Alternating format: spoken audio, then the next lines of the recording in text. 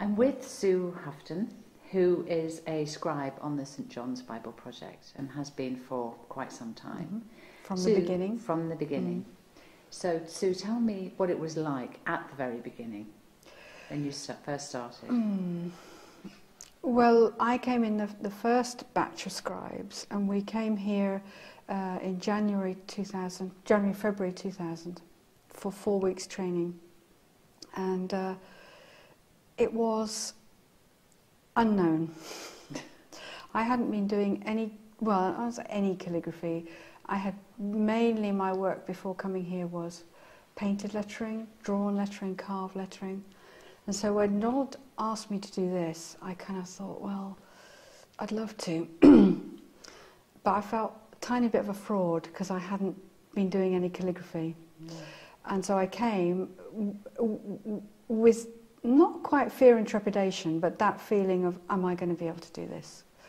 And then once we started working, I realised that it was going to be okay, that in fact what I had not liked was writing with a metal nib on paper. As soon as you start using a quill on vellum, the whole thing is different. And the joy of the writing was much easier to experience. So you, along with the other scribes, were able to influence how the script changed? We did. We were really. We with Donald as well. I mean, it wasn't us taking his script and using it. It was a collaboration between us, and that I think has been really good because people think it's Donald's script. It's Donald's idea and his influence, but at the end of the day, it's not entirely his script. And I think that's all credit to him, because in some ways, you see, it would have been easier for him to present us with an exemplar and say, do it this way.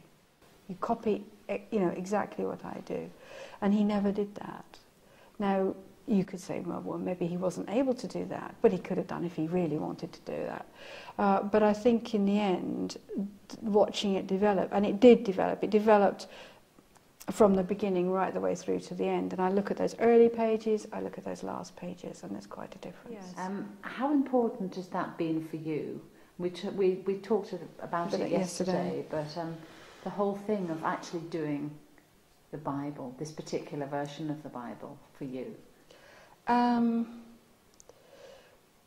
Well, it's a worthwhile text, okay, and I think that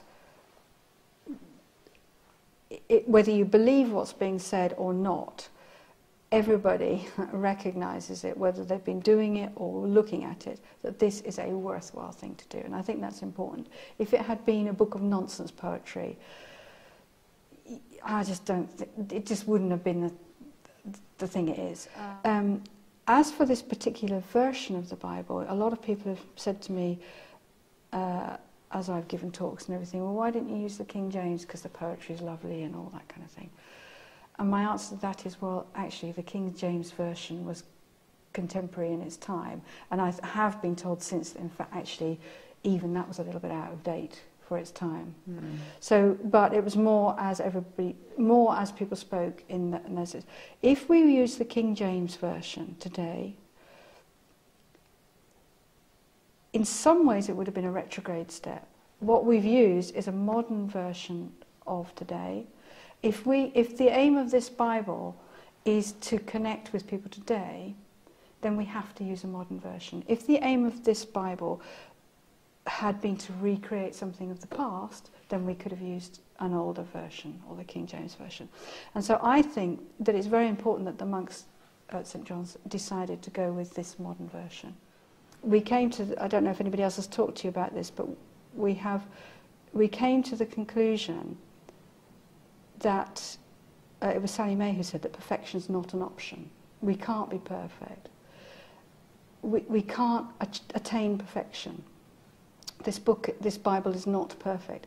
But what we felt was important, and I believe has happened right the way from the beginning, is that our intention has been to reach perfection. So every day we sat down with our pens. The aim was to be perfect, to get it perfect. As perfect. Knowing that we couldn't, but the intention, the aim was for perfection. And that was a good lesson, actually.